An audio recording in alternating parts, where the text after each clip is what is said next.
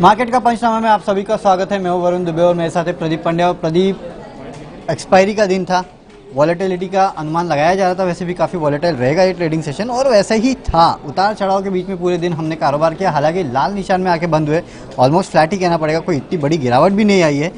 लेकिन हाँ, एक्सपायरी का दिन था तो उसका इम्पैक्ट देखने मिला है, इस पूरे सीरीज़ का जो आज का इम्पैक्ट देखने मिला है और लाल निशान में हम बंद हुए। तो इस सीरीज़ को आप कैसे देखते हैं और इस दिन को आज कैसे देखते हैं?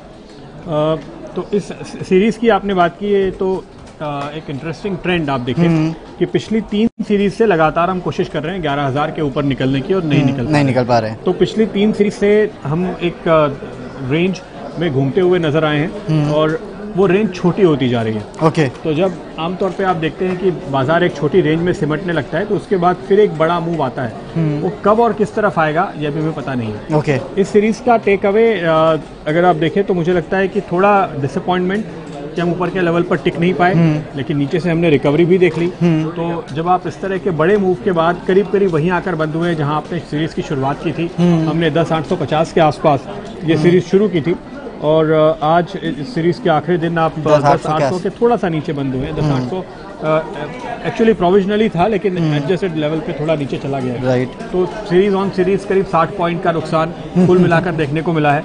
सीरीज के दौरान आपने उठापटक देख ली। तो मुझे लगता है कि काफ़ी ज़्यादा न्यूज़ फ्लोज की वजह से, काफ़ी ज़्यादा अनिश्चितताओं की वजह से, मतलब अगर इलेक्शन की अनसर्टेनिटी काफ़ी नहीं थी तो ये इंडिया पाकिस्तान वॉर शुरू हो गया। तो ये ट्रेड वॉर रोज कुछ नया करते हैं वो तो है ट्रम्प जी।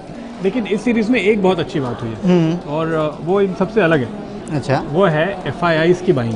हाँ, ये एक बहुत अच्छी बात है। सबसे अच्छी बात देखिए, आखिरी दिन का आंकड़ा भी हमारे पास नहीं है आज का, लेकिन 10,400 करोड़ रुपए के आसपास की बाइंग हो चुकी है। और इस सीरीज की अगर हम बात करें तो पिछले महीने के आखिरी दिन जो इस सीरीज में था 31 तारीख को, उस दिन भी हमने करीब 3-3.5 हजार करोड़ की खरीदारी देखी थी। तो इस सीरीज में अब तक तकरीबन 14,000 करोड़ की खरीदारी हुई है। एक दिन का आंकड़ा इसमें जोड़ना बाकी है। तो सबसे बड़ा टर्निंग पॉइंट मेरे हिसाब से वही था और यही वजह रही है कि बाजार जब लग रहा था कि बहुत ज्यादा बेरिश मूड में है, हम दरअसल रिकवर हुए। यही वजह रही है FIIs की खरीदारी, जिसके चलते भारत और पाकिस्तान के बीच तनाव बढ़ने से उतना नुकसान नहीं हुआ जितना होने का अंदेशा था। तो मैं कहूँगा अगली सीरीज के लिए आप सब कुछ मॉनिटर कीजिएगा, न्यूज़ फ्लो मॉनिटर कीजिएगा, डोनाल्ड ट्रंप के ट्वीट देखिएगा, भारत पाकिस्तान की सीमा पे क्या चल रहा है वो देखिएगा, लेकिन FIIs के आंकड़े सबसे अहम होंगे, वो जरूर देखिएगा। सबसे इंपॉर्टेंट होंगे, देखना पड़ेगा कि अगले सीरीज में भी क्या है, खरीदारी करके चलते हैं। चलिए प्रदीप, आप सवाल जवाब के सिलसिले पे आते हैं। सबसे पहले तो हुसैन अमरीला वाला ईडलवाइज पे पूछते हैं। 3 से 5 साल का व्यू, इन्होंने रेट नहीं दिया है लेकिन ये सिर्फ व्यू जानना चाहते हैं कि ईडलवाइज पे क्या है। आज मैं वो क्रेडिट स्विस की रिपोर्ट पढ़ रहा था NBFCs पे, उनका कहना था कि रियल एस्टेट सेक्टर की हालत खराब होते जा रही है, वहाँ NPS का खतरा बढ़ते जा रहा है और ये NPS जो है वो थोड़े टाइम में हाउसिंग फाइनेंस कंपनीज जो है उन पर रिफ्लेक्ट करने वाला है, जिसमें उन्होंने India bulls housing finance, Edelweiss, yes bank और एक कोई ऐसे फाइनेंस कंपनी दी थी कि इनसे कॉशियस का व्यू रखा था उन्होंने। तो इस लिहाज से अब ईडलवाइज जैसे कंपनी, क्या अब ये इम्पैक्ट धीरे धीरे NBFC कंपनीज पे आता जाएगा, NPS के प्रॉब्लम होते जाएंगे? देखिए, इसमें 2 बातें होगी। पहली बात मैं ये कहूँगा कि चूंकि रियल एस्टेट सेक्टर की आपने खास तौर पे बात की, तो रियल एस्टेट सेक्टर में जो NPS होते हैं वो अगर बिल्डर्स को आपने लोन दिए हैं तो वहां पर होने का खतरा है। एंड कंज्यूमर के लेवल पर NPA काफी कम होते हैं, ये बात तो और सही है। कोई भी कंपनी हो उस लिहाज से जिन कंपनियों ने थोड़ा ज्यादा रिस्क ले लिया है, अगर वो सब प्राइम सेगमेंट में चले भी गए हैं तो भी उनके पास देखिए 10-15-20% की मार्जिन तो सबके पास होती है। इसलिए मुझे थोड़ा सरप्राइज है कि ये जो कमेंट आ रहा है उसको देखते हुए। इनफैक्ट के मिस्त्री साहब शायद एक बार ये सुना रहे थे बात कि HDFC जब शुरू हुआ तो जो विदेशी निवेशक आते थे वो कहते थे कि आपके NPS बहुत कम है, ये इतने ही थोड़े रहेंगे तो बढ़ने वाले हैं। इसलिए हमको लगता है कि यहाँ पे अभी दिक्कत आएगी। एक बार आए, 2 बार आए, 3 बार आए, बार देखा हर साल वो मेंटेन रहता है। फिर उनका कन्विक्शन इतना बढ़ गया, आज देखिए आप FIIs ही एक तरीके से HDFC को ओन करते हैं। राइट। हमारे घरेलू निवेशकों को, हमारे घरेलू इंस्टीट्यूशंस को ये बात समझ में नहीं आई। तो ये फाइनल एक बात है। अच्छा, दूसरी बात जो आप कह रहे हैं कि क्या अब NBFC सेगमेंट पर भी आपको इम्पैक्ट दिखाई देने वाला है, मुझे लगता है कि हो सकता है कि हम इस स्ट्रेस के आखिरी दौर में अब आ चुके हों और यहाँ से अब स्ट्रेस कम होना शुरू हो जाए, तो उस स्थिति में एक आध क्वार्टर के लिए असर दिख सकता है। लेकिन ओवरऑल सारे NBFCs के रिजल्ट्स पर अगर आप नजर डालेंगे तो जैसे जैसे अच्छे बैंकों पे प्रेशर कम होना शुरू हुआ है। ज्यादातर एनबीएफसीज जो लिस्टेड एनबीएफसीज हैं, मुझे लगता है कि 70-80% मैं कह सकता हूं, जिनके मैंने रिजल्ट देखे हैं, इक्का दुक्का को अगर छोड़ दे तो वहां पे स्ट्रेस कम होना शुरू हो चुका है। तो अब लेकिन ये रियल एस्टेट का स्ट्रेस कोई नया स्ट्रेस होगा कि क्या हो सकता है? ये ऐसा लगता नहीं है। टू बी ऑनेस्ट, जो अभी तक फीडबैक हमें कंपनियों से मिल रहा है, रियल एस्टेट सेक्टर में या एनबीएफसी सेगमेंट में जो दिक्कतें हुई, उसका असर इन कंपनियों के मार्जिन पे तो आया है, वो विजिबल है। ज्यादातर कंपनीज के मार्जिन पे वो विजिबल है। कोई बड़ा डिफॉल्ट इस टाइप का उस तरह का डिफॉल्ट होते हुए नहीं नजर आ रहा है। जो स्ट्रेस पॉइंट है वो वेल नोन है। कुछ एक बिल्डर्स हैं जो दिक्कत में है, उनके मामले बहुत सालों से चलते आ रहे हैं। एक बड़ा IL&FS का जो डिफॉल्ट हमारे सामने है, इनके वजह से जो गड्ढा है, जो नुकसान है, वो अपनी जगह पे है, लेकिन उसके अलावा कोई बड़ा डिफॉल्ट कम से कम अभी तक हमारे रडार पे नहीं है। अगर ऐसा कुछ हुआ तो वाकई में शॉकिंग होगी, फिर दिक्कत होगी। तो अभी तक लेकिन इडलवाइज पे मेरा मानना है कि बॉटम नहीं बना है।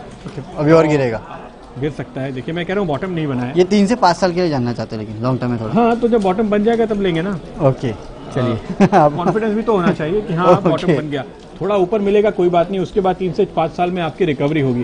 आपने किसी भी स्टॉक पे बॉटम जल्दी बनाने के चक्कर में ले लिया। लोगों ने टाटा मोटर्स 300 रुपए पे बॉटम समझ के खरीदा, 250 रुपए पे बॉटम समझ के खरीदा, 200 रुपए पे बॉटम समझ के खरीदा। बॉटम बना फाइनली कहाँ जाकर 130 रुपए पे ना। ओके, तो वेट कीजिए, अब टाटा मोटर्स लेने लायक हो चुका है। टाटा मोटर्स लेने लायक हो चुका लग रहा है, अब बॉटम बनने के संकेत उसमें दिखाई दे रहे हैं। ओके, तो क्या अशोक लेलैंड में भी ऐसा ही कुछ है? विशाल विजय वर्गीय 87.1 पे एक लॉट लेके बैठे हैं, तो पूछे अशोक लेलैंड में क्या करना चाहिए? अब इनके ऑटो सेल्स नंबर्स तो खराब आने वाले हैं सबके, तो उस लिहाज से तो फिर प्रेशर बनना चाहिए प्रदीप इन काउंटर्स में अगले 1-2 दिन में। नहीं, अशोक लेलैंड में आपने खराब से खराब सब कुछ डिस्काउंट कर लिया ना। 170 वाले को आप तोड़कर 80 रुपए पर ले आए, तो अब इसके बाद बुरी खबरों के आने के बाद भी कोई स्टॉक जब चलने लगता है तो वो बॉटम बनने का संकेत होता है। तो बाजार को तो आज भी पता था कि नतीजे कमजोर आएंगे, आंकड़े कमजोर आएंगे, लेकिन स्टॉक चला है। अब कोई शॉकिंग नतीजा ना आए तो मुझे लगता है कि ये भी बॉटम बनाने के संकेत दे रहा है। और अब काफी समय से आपको कह रहे हैं कि 72 रुपए पे स्टॉप लगा करके आप इसमें एंट्री लीजिए। 80-82 से हम बात कर रहे थे, अब 86-87-88 तक पहुंच चुके हैं, तो वो आप एक स्टॉप लॉस के साथ थोड़ा रिस्क ले सकते हैं। अशोक लेलैंड में भी ऐसा लगता है। वही 98 का लेवल्स वहीं जाके रुकेगा ही। वो इमीडिएट हर्डल तो है, वो इमीडिएट हर्डल अब कहाँ आ गई है, वो थोड़ी बदलती रहती है। तो अब पहले मुझे लगता है कि 92 के आसपास वो इमीडिएट टारगेट आपका बन रहा है, और उसके बाद आई होप कि ये 3 अंकों में पहुंचेगा। लेकिन आप अभी बॉटम फिशिंग की बात कर रहे हैं, उस लिहाज से मुझे लगता है कि हाँ, एक अच्छा सपोर्ट नीचे है। 72-73 का स्टॉप देते हुए आप चल सकते हैं। ऐसे 80 के नीचे आप जाना तो नहीं चाहिए। चलिए, 80 के नीचे नहीं जाएगा, ये कहता है प्रदीप। केतन कुलकर्णी आरकॉम पे व्यू पूछ रहे हैं 5 साल का। देखिए केतन जी, सबसे पहले तो 5 साल का व्यू लेने लायक ये स्टॉक है नहीं, क्योंकि इतनी हालत ख़राब है इसकी, पता नहीं फंड रेजिंग कर पाएंगे, NCLT से निकल पाएंगे, ये अपनी कंपनी चला पाएंगे कि नहीं, इसके ऊपर भी कोई क्लैरिटी नहीं है। तो 5 साल का व्यू तो इस स्टॉक पे बिल्कुल नहीं बनता। हो सकता है कि 6-7 रुपये का स्टॉक 1-2 रुपये या किंगफिशर की जैसे हालत हो जाए, इसकी चराना आटा न में मिले। क्यों प्रदीप, 5 साल का व्यू आपको लगता है इसके ऊपर लेना चाहिए? कोई हाल में नहीं, राइट? मेरा इस पे हरगिज कोई व्यू नहीं है। अब मैं थोड़ी इसको देखता नहीं हूँ, मुझे समझ में नहीं आता कि इसका एनालिसिस अब कैसे किया जाए, इसलिए 10 रुपए के नीचे स्टॉक के निकलने के बाद लेकिन 5 साल के तो आप कोई हालत में नहीं लीजिए। इसके अलावा 5 साल का स्टॉक देखिए। अगले दर्शक पूछ रहे हैं, गौरव गुप्ता जी, मैं बताता हूँ इन्होंने पूछा है क्या। इन्होंने IDFC लिए हैं और पूछ रहे हैं कि क्या IDFC बैंक में शिफ्ट हो जाए। बिल्कुल शिफ्ट हो जाइए, IDFC फर्स्ट बैंक में शिफ्ट हो जाइए गौरव जी। और जो दर्शक अभी बात कर रहे थे आरकॉम की, उनको भी मैं कहूंगा, मैं माफ कीजिएगा आपका नाम केतन कुलकर्णी, केतन जी, केतन जी आप भी शिफ्ट हो जाइए। IDFC फर्स्ट बैंक अगले 5 साल की स्टोरी है, पक्के तौर पे है, 100% है। और इसकी वजह यह है कि देखिए हमारे देश में जो बैंकिंग लाइसेंसिंग पॉलिसी है वो बदलेगी नहीं जल्दी। उसकी एक बहुत बड़ी वजह है और वो पॉजिटिव वजह है। वजह यह है कि सरकार बहुत सख्त है इस मामले में कि डिपॉजिटर के पैसे का नुकसान ना हो, इसलिए बहुत ठोक बजाकर बैंकिंग लाइसेंस दिए जाते हैं। मुझे 18 साल हो गए इस सेक्टर को ट्रैक करते हुए, एक जर्नलिज्म में रहते हुए। 4 लाइसेंस अभी तक बटे हैं इतने सालों के दौरान, और ये IDFC फर्स्ट बैंक उनमें से एक लाइसेंस है। तो दूसरे लाइसेंस याद दिला दूं आपको, Kotak Mahindra bank, yes bank, और अभी हाल में आया है बंधन और IDFC फर्स्ट। तो आप कोटक की स्टोरी देख रहे हैं ना, यस बैंक की स्टोरी देख रहे हैं ना। कोटक बनना मुश्किल है, लेकिन यस बैंक की तरह का परफॉर्मेंस तो आ ही सकता है। तो वो आपको दिखेगा IDFC फर्स्ट बैंक में। और क्योंकि मुझे पूरा विश्वास है वैद्यनाथन साहब के ऊपर, इसमें आप दांव लगाइए, अगले 5 सालों के लिए भूल जाइए और 5 साल के बाद ही बेचिएगा। जितना रुकेंगे, जितना लंबा रुकेंगे ना, उतने अच्छे पैसे बनेंगे आपके इस बैंक में। ये कॉल मैं दे सकता हूँ। चलिए, IDFC 5 साल के लिए अच्छा बेट है, आरकॉम बिल्कुल नहीं। मनीष गुप्ता रेडिको 362 पे बाई किया है। ये शॉर्ट टर्म का व्यू पूछा है कि शॉर्ट टर्म के लिए क्या करना चाहिए स्टॉक में, हाल फिलहाल की बाइंग लगता है। हाँ, थोड़ी सी इनको दिक्कत आई है हाल में और उसकी वजह से ये स्टॉक थोड़ा कमजोर हुआ है। हालांकि लॉन्ग टर्म के हिसाब से ये मुझे पसंद आता है। ओके। स्टॉक आउट परफॉर्मिंग भी है, लेकिन ये जो थोड़ा सा अभी अनिश्चितता के दौर में आया है, उसकी वजह से मैं थोड़ा सा रिव्यू के मूड में हूँ। लेकिन ठीक है, इनकी पोजीशन है ना 340 पे एक स्टॉप लॉस लगाइए। ओके। और आप बने रहिए। उम्मीद तो यही है कि ये बाहर आएगा इन दिक्कतों से और आपको यहाँ पर फिर से एक अच्छा परफॉर्मेंस 400 के लेवल पे आसपास आ सकते हैं फिर से। आना चाहिए। मुझे लगता है कि 500 रुपए तक जाना चाहिए स्टॉक को, अगर आपके पास 6 महीने से साल भर का वक्त हो। मुझे इसमें कोई दिक्कत दिखाई नहीं देती, लेकिन इस समय थोड़ा सा न्यूज इम्पैक्ट है, वो निकल जाने दीजिए। चलिए, न्यूज इम्पैक्ट निकल दीजिए, लेकिन 500 के लेवल तक ये जरूर आएगा। रोहित जैन इंडिया पे एक सवाल आ रहा है। मैं भी एक्चुअली बोलने वाला था। भार्गव मधवानी का ऑयल इंडिया तो कल आखिरी दिन है ना इसमें बाईबैक का। हाँ, 215 रुपए के भाव पे बाईबैक। हाँ, तो उस लिहाज से ये एक इवेंट है जो पूरा हो रहा है और इस इवेंट के पूरा होने की वजह से जाहिर है कि इवेंट का एक असर भी जो स्टॉक पे होता है वो निकल जाएगा।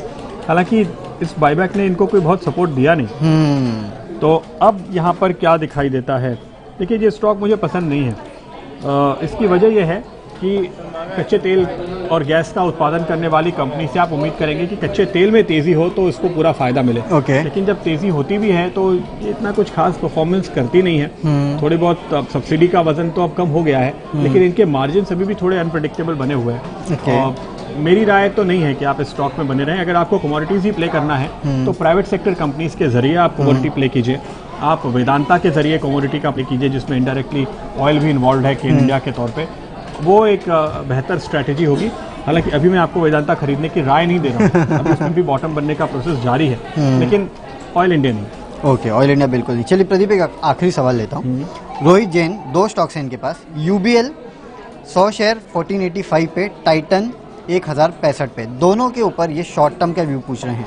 वैसे दोनों तो लॉन्ग टर्म के लिए भी काफ़ी अच्छे स्टॉक्स हैं और खासकर टाइटन तो लॉन्ग टर्म स्टोरी काफ़ी बेहतर है, लेकिन प्रदीप शॉर्ट टर्म कैसा लग रहा है?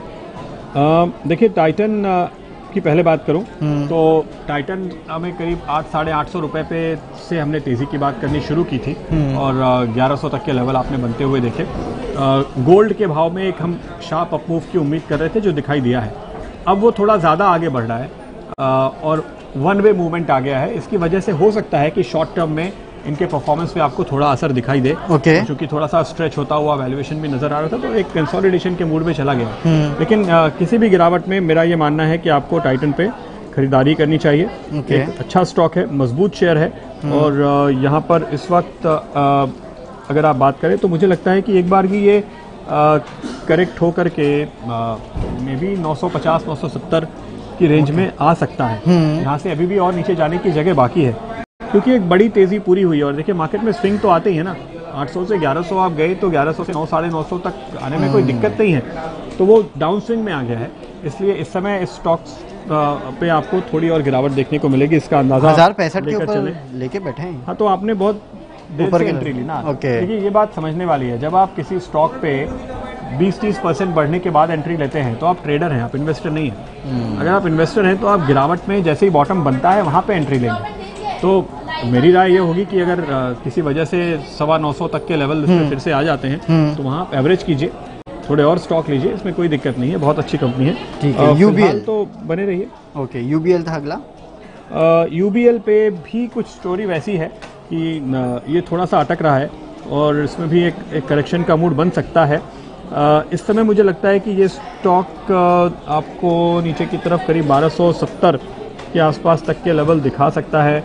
1230-1270 ये एक रेंज है जो सपोर्ट के लिहाज से नजर आती है। 1485 पे खरीदे इनने, तो इन्होंने भी वही किया है, काफी ऊपर खरीद लिया है। देखिए, जब आप ऊपर के लेवल पर एंट्री लेते हैं तो फिर आप ट्रेडिंग कर रहे हैं ये मान के चलिए और एक स्टॉप लॉस जरूर लगाइए। और अगर आपको स्टॉप लॉस लगाने का कोई तरीका समझ में ना आ रहा हो तो आज आप खरीद रहे हैं ना, तो कल के दिन का या परसों के दिन का लो आपका एक इमीडिएट स्टॉप लॉस होना चाहिए। उसके नीचे जाए तो वो रिवर्सल का एक एक कॉमन सेंसिकल संकेत है, वहाँ पर आपको ज़रूर निकलना चाहिए। तो अगर आपने कोई स्टॉप लॉस नहीं लगाया तो अभी चूंकि ये इसके संकेत पूरे साफ मुझे दिखाई दे रहे हैं कि इसमें थकावट है और ये स्टॉक आपको थोड़ा नीचे मिलेगा, लेकिन कोई दिक्कत की बात नहीं है। एवरेज कर सकते हैं कर सकते हैं या फिर अभी निकलिए, थोड़ा वेट कीजिए, नीचे आने पर और फिर से एंट्री लीजिएगा। इस समय ये स्टॉक करेक्टिव मोड में जा रहा है, वैसे ही जैसे कि टाइटन भी जा रहा है, क्योंकि ये भी आउट परफॉर्मर था, इसने भी बहुत शानदार रिटर्न दिए हैं और ये मार्केट में स्विंग चलती है।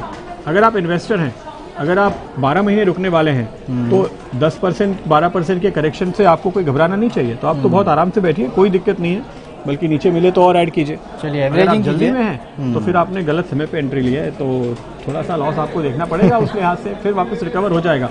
स्टॉक पसंद है, इन दोनों के कंज्यूमर भी आप हो सकते हैं और ग्राहक भी आप हो सकते हैं। ये पॉपुलर कंपनियां हैं और कंजम्पशन की स्टोरी का इनको दोनों को ही फायदा मिलता है। डेफिनेटली, तो स्टॉक्स अच्छे हैं लॉन्ग टर्म के लिए तो काफ़ी अच्छे, शॉर्ट टर्म के लिए है तो गिरावट में खरीदारी कीजिए, निचले स्तरों पे एवरेजिंग कीजिए, हो सकता है कि कहीं ना कहीं मुनाफे में आप निकले। तो चलिए प्रदीप, आप इसके साथ सवाल जवाब का सिलसिला बंद करते हैं और कल फिर आपके साथ जुड़ेंगे आपके सवालों के जवाब देने के लिए। तब तक के लिए सी यू, बाय बाय, नमस्कार।